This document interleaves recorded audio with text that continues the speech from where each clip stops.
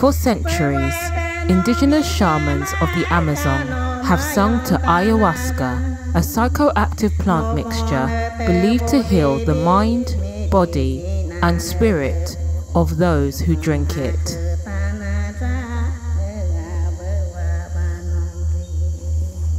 The ayahuasqueros regard the plant as a sentient, intelligent being that connects them to the natural world and imparts ancient wisdom through ceremony.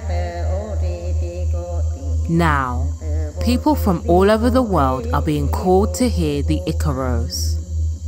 And although each experience is unique in itself, those who hear these sacred songs see a common vision and a critical message for humanity.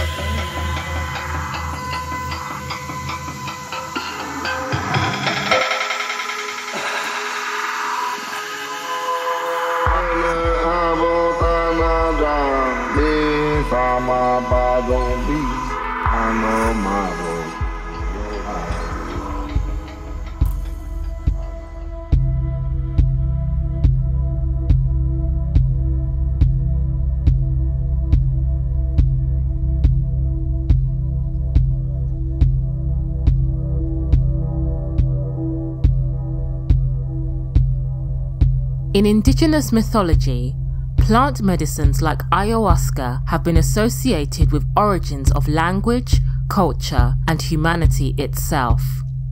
It is said that humankind is a creation of the cosmos, and the sacred spirit vine is a gift to keep us connected to the cosmic and solar creative energies of the universe. In the ayahuasca ceremony, it is believed that shamans connect to these universal energies by singing to the plants, acting as conduits that impart ancient knowledge, wisdom, and healing power accessed through the medicine.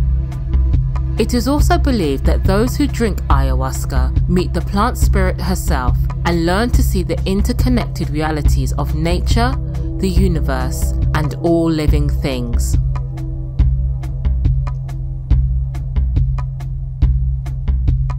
So my first experience with ayahuasca, the real beauty and the difference that I felt and that I wrote about is there's a relationship with ayahuasca and with the entheogens themselves. They're not just chemicals from a lab that you can give the same person body weight the same substance. These are things which really scan you, they go into you, they heal physically, but they're forming a relationship. It's like, knock, knock, are you going to let me in? How much can you surrender? How much can you let go of your frail human anxiousness, that this ego that thinks it's in control? How much can you open? What can I show you? Where do you want to go? And over time, working with the medicine, when you're cleansed and you've done the dietas and it's not having to affect you physically, then, you know, what they say is it works up the chakras and you have activation of different energy centers going all the way to the crown, and you're going into different bardo states and interdimensional journey work, and you're seeing the vast beauty and intelligence, you know, of nature extends beyond the physical world into the astral realms, into the higher dimensional states, which quantum physicists say there's potentially, Michio Kaku, famous physicist, says 12 hyperdimensions, you know, where really, it seems like indigenous cultures, they call it the science of curanderismo, like this isn't just hocus pocus in the jungle. This is a real art form and a real science that people, the curanderos, the shamans, know how to heal, and they also know how to traverse between the worlds on behalf of their patients. And when we stay with the ayahuasca in the container of the ceremony and of the lineage, it's very different from a recreational drug experience. It's medicine.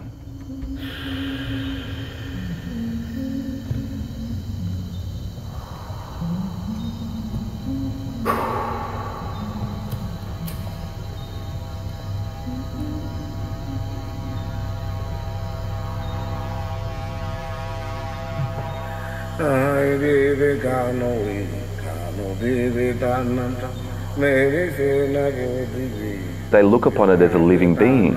So when they say medicine, they mean there's a spirit in this substance because it's from the earth. And when you drink this substance, the spirit is in you, and then you have a relationship with it. It was through my academic study. I was reading books. I remember reading Terence McKenna's Food of the Gods and Wade Davis's One River around the same time, and I remember coming across ayahuasca, which I'd heard of prior to that, and the idea that it was a plant teacher. And I was a teacher myself at the time and was struck by that metaphor, or maybe it's not a metaphor, that the idea that plants could be teachers, and was sort of impelled to pursue that idea. I think they're learning tools, basically. I think the indigenous people have the concept that ayahuasca and these other sacred plants, but if you want to think of them that way, but they have the idea that they're teachers. They talk about plantas que enseñan, plants that teach. I think that's very apt. I think that's exactly what they do. There's a lot of academic momentum towards multi-species approaches, which are engaging with agencies other than human. For my own research, that kind of comes to play with my own relationship with plants and with plant beings. I'm looking at the connections between the Amazon and Northern California, and how knowledge, rituals, plants are traveling in networks between the two places. And then looking at also indigenous scholars who are talking about the importance of multi-species perspectives and other ways of knowing and other ways of understanding the world. It's working with the plants to create some sort of knowledge that I wouldn't have access to otherwise.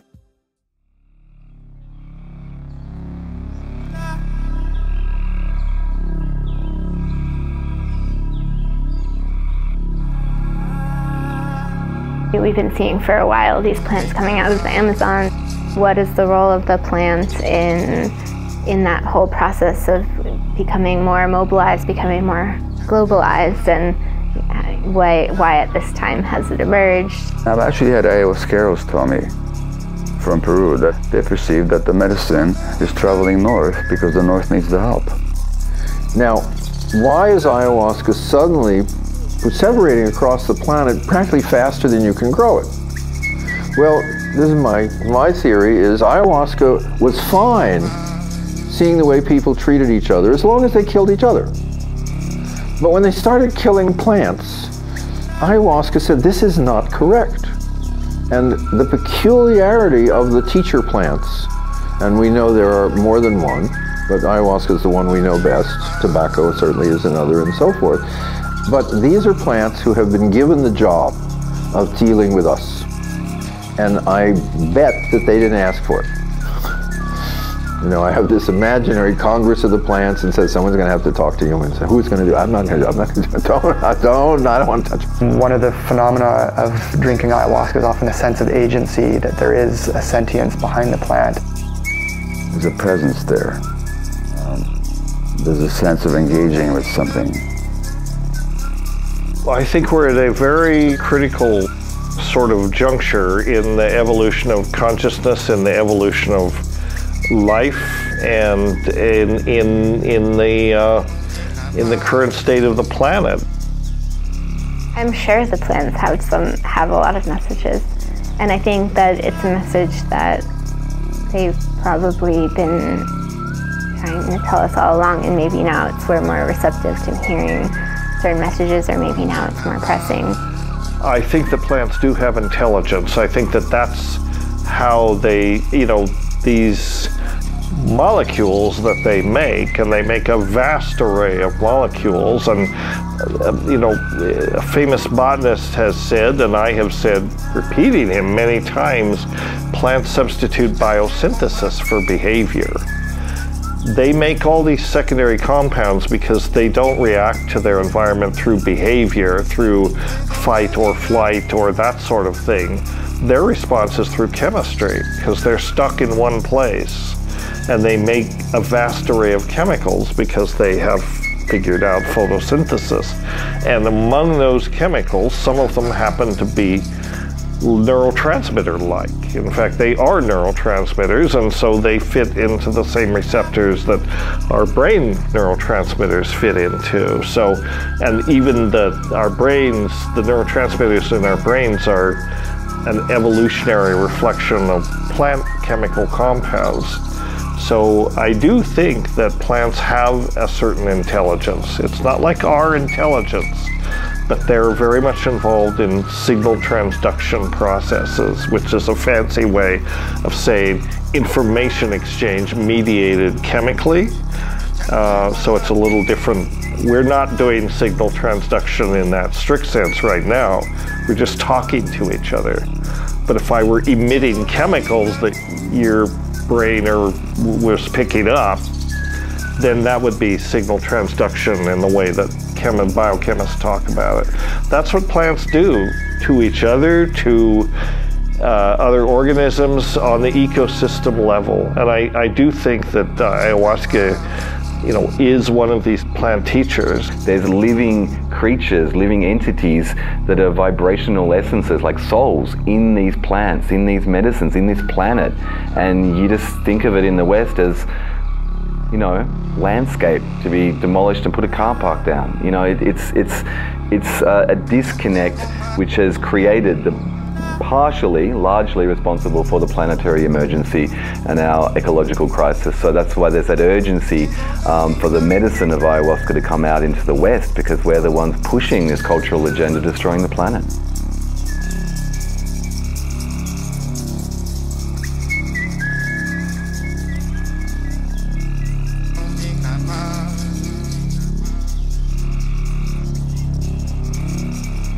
I think that ayahuasca and all the other medicine combinations that go with ayahuasca are one of so many healing plants of the Amazon and the world.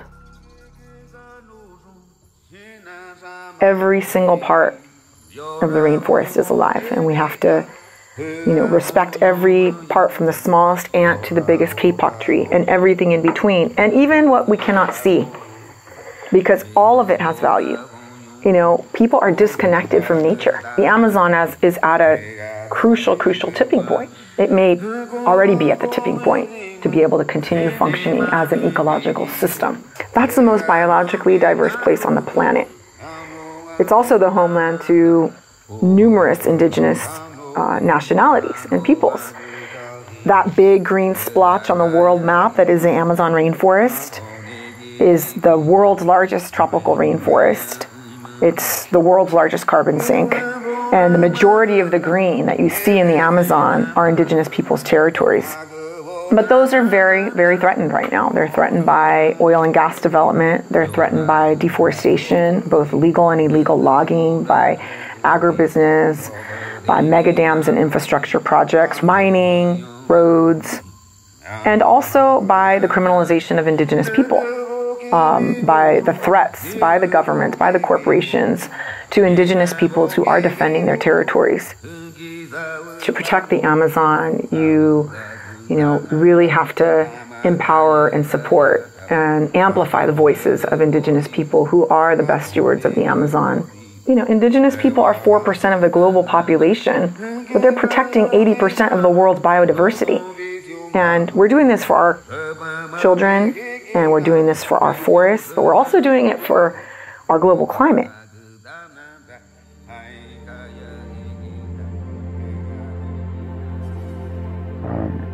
What's lacking is actually an openness to looking at the evidence. So never mind that we have an arrogance about traditional cultures and we dismiss their teachings as primitive or inferior to ours. We don't even look at our own science.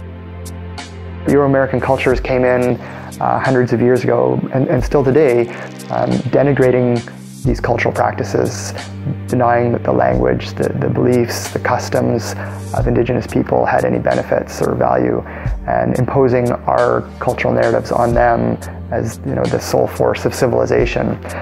Perhaps we should flip it on its head and ask respectfully for indigenous peoples to share with us what they know and might be of real value to all of us in a way that currently, I think some people are starting to see that. And ayahuasca is not the only force that can help with these realizations, but it's certainly a very powerful one. Many people who take ayahuasca come away with this sort of renewed understanding of their relationship with nature and sort of a commitment to helping to nurture nature. That's exactly the message that these plant teachers wish to convey. A few things. Number one, recognize that you're part of nature. You don't dominate it, you don't own it, it doesn't exist for you to exploit. You are not separate from nature. This goes against 2,000 years or more of, the Western prejudice, the Western notion that nature exists for us to exploit. No, we are controlled by nature, not the other way. Ayahuasca has an agenda. And that's an agenda which is to stop destroying the planet. It's a very strong ecological message. Regardless of what else you're getting out of an ayahuasca experience, you're going to come away feeling that you would like the natural world not to be destroyed. We have put so much pressure on the equilibrium systems, the homeostatic systems that keep the planet in equilibrium. These systems are incredibly resilient, but if you keep pushing and never let up, you can reach a tipping point where then they cannot recover. And I think the ecosystem as a whole, Gaia, if you like that concept, and I do, I think it's a very apt way to think of it, the planet's intelligence, the entire community of species is intelligent. They recognize that they're under threat. The cause of the threat is clearly these 7.5 billion monkeys that are crawling all over the place, laboring under delusions that nature has no value. One, I think we need to have respect and value for the healing plants. Ethnobotany has taught us that plants, we don't even know half of what we could know. The shamans do. They know and they're willing to share, but we have to be respectful. One, people connected to the plants, yes. Two, I think people need to connect with nature.